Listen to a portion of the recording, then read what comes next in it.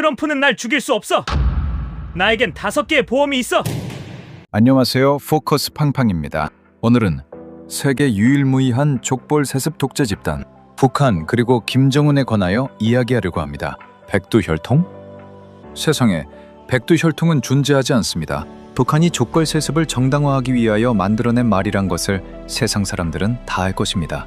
2026년 1월 3일 베네수엘라 대통령 마두로는 침실에서 체포됐습니다. 작전 시작부터 끝까지 단 3시간이었습니다. 2026년 2월 28일 이란 최고 지도자 하메네이는 미사일 한 발에 사라졌습니다. 그리고 바로 다음 날 김정은은 카메라 앞에서 담배를 피우는 사진을 공개했습니다. 두렵지 않아서일까요? 정반대입니다. 이 영상은 한 사람의 증언으로 시작합니다. 그는 1999년 북한 외무성에 들어갔습니다. 라틴 아메리카 전문가였고 김정은으로부터 표창장까지 받은 인물입니다. 김정은을 7번 직접 만났습니다. 그리고 2023년 11월 그는 가족과 함께 한국으로 망명했습니다. 그가 최근 한 인터뷰에서 던진 한마디가 지금 워싱턴과 평양을 동시에 흔들고 있습니다. 김정은은 마두로 사건을 보며 자신도 취약할 수 있다는 공포를 느꼈을 겁니다. 참수작전이 실제로 가능하다는 걸 체감했죠. 그렇다면 그 공포 속에서도 김정은이 무너지지 않는 이유는 무엇일까요? 오늘 4가지 보험을 풀어드립니다. 그리고 영상 끝에 5번째 보험까지 나옵니다. 먼저 1월 3일 베네수엘라부터 봅시다. 미군 델타포스가 카라카스에 들어갔습니다. 공습 개시부터 마두로 체포까지 3시간. 트럼프는 SNS에 마두로 사진 한 장 올리고 끝냈습니다. 그런데 뉴욕타임스가 폭로한 디테일이 있습니다. CIA는 수개월 동안 마두로 주변 인물들을 포섭했습니다. 그의 일정, 위치, 침실 구조까지. 베네수엘라 내부에서 누군가가 미국에 넘기고 있었던 겁니다. 이게 김정은에게 어떤 메시지일까요? 너의 측근 중 누군가가 이미 미국과 통화하고 있을지 모른다. 그리고 2월 28일 이란. 미국과 이스라엘은 합동공습으로 하메네이를 죽였습니다. CIA의 전략 위치 정보가 결정적이었다고 뉴욕타임스는 보도했습니다. 미사일 한 발이 정확히 떨어졌습니다. 그 다음 날입니다. 김정은이 담배 피는 사진이 조선중앙통신에 떴습니다. 여유로운 표정, 미소, 시찰 현장. 그를 가까이서 봤던 전직 외교관은 이렇게 말합니다. 호세입니다. 그런데 그냥 호세가 아닙니다. 약한 모습을 보이지 않아야만 미국이 자신을 이란이나 베네수엘라와 다르게 본다. 그 시그널을 주려는 호세입니다. 그러니까 그 담배 한 개비는 공포의 증거인 동시에 공포를 숨기려는 연기였던 겁니다. 자, 그러면 묻습니다. 마두로는 3시간, 하메네이는 한 발. 그런데 왜 김정은은 14년이 지나도록 살아있을까요? 4가지 보험이 있습니다. 첫 번째, 인질입니다. 김정은을 때리면 한반도가 전면전입니다. 휴전선 바로 아래에 한국이 있고 그 안에 주한미군이 있습니다. 미국이 이걸 모를 리 없습니다. 중국도 원치 않습니다. 한국은 더더욱 원치 않습니다. 김정은은 그걸 압니다. 그래서 마음 한구석에 미국은 함부로 못 때린다는 안심이 있습니다. 두 번째, 중심입니다. 즉, 국가가 세로로 깊게 늘어선 형태. 이란은 광활합니다. 베네수엘라는 미국에서 멉니다. 미국이 시간을 두고 작전할 여유가 있죠.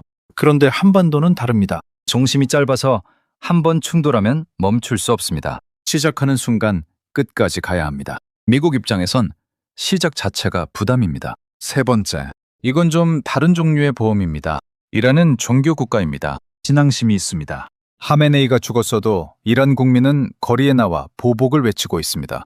그런데 북한은 다릅니다. 한 전직 외교관은 이렇게 말합니다. 북한 주민에게 신앙심이 없어요. 그저 죽기 싫어서 복종하는 강요받은 충성심뿐입니다. 사상 두각이에요. 이게 김정은의 가장 큰 약점입니다. 그리고 동시에 그가 핵에 매달리는 진짜 이유이기도 합니다. 네 번째, 그래서 핵입니다. 김정은은 핵을 단순한 무기로 두지 않았습니다. 그는 핵을 법으로 만들었습니다.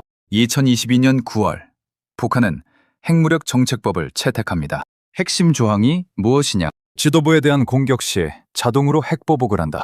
그리고 2023년 9월, 이걸 헌법에 박았습니다. 이제 비핵화는 헌법 위반입니다.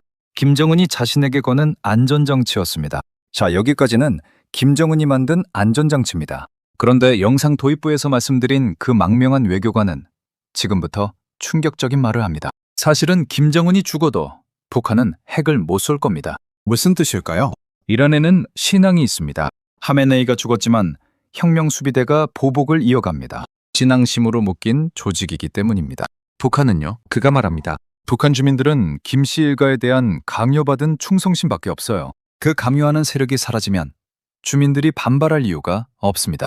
즉, 김정은이 사라지는 순간 그를 위해 핵 버튼을 누를 사람이 없을 수도 있다는 겁니다. 그렇다면 자동 보복 시스템은, 헌법은, 핵무력법은, 그가 다시 말합니다. 그래서 김정은이 밤잠을 못 자는 겁니다. 자동 보복이 진짜 작동한다고 미국이 믿어야 미국이 그를 못 때립니다. 그런데 그 시스템이 사실이 아닐 수도 있다는 걸 김정은 본인이 가장 잘 압니다. 그래서 김정은은 끊임없이 시그널을 보내야 합니다. 내 보복 시스템은 진짜다. 함부로 손대지 마라. 그게 미사일 시험 발사이고 핵능력 과시이고 9차 당대회에서 핵보유국 지위 궁구화를 다시 외친 이유입니다. 자동 보복은 법조문이 아니라 연기입니다. 그것도 매일매일 갱신해야 하는 연기. 자, 그러면 영상 시작에 약속드린 5번째 보험입니다. 2022년 11월 18일 화성 17형 발사 현장에서 김정은 옆에 어린 소녀가 등장합니다. 김주혜. 당시 10살 안팎이었습니다. 대륙간 탄도미사일 발사 현장에 자기 딸을 데리고 나온 아빠. 처음엔 사람들이 비웃었습니다. 무슨 정신인가. 그런데 3년이 지난 지금 이 장면이 다르게 보입니다. 2026년 1월 1일 김정은이 3년 만에 금수산 태양궁전을 신년 참배했습니다. 그 자리에서 그가 서야 할 정중앙에 김주혜가 섰습니다. 2026년 2월 국정원이 국회 정보위에 보고합니다. 김주혜 후계 내정 단계 진입. 이걸 단순히 어린 딸을 후계자로 키운다고 보면 본질을 놓칩니다. 그 망냥 외교관의 분석은 이렇습니다. 김주혜는 후계자이자 김정은이 자신을 위해 만든 또 하나의 보험입니다. 내가 죽어도 백두혈통이 남는다는 시그널. 죽여도 의미 없다는 메시지. 그러니까 김주혜가 옆에 있을 때마다 김정은은 미국에 이렇게 말하는 겁니다. 나를 죽여봐. 다음이 있다. 5번째 보험. 혈통 그 자체입니다. 정리하겠습니다. 마두로는 3시간 만에 끝났습니다.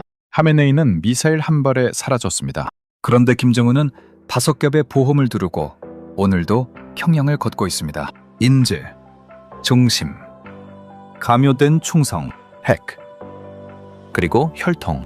그런데 이 모든 보험에 공통점이 있습니다. 전부 공포로 만들어졌다는 겁니다. 공포로 만든 안전장치는 언제까지 그를 지켜줄 수 있을까요?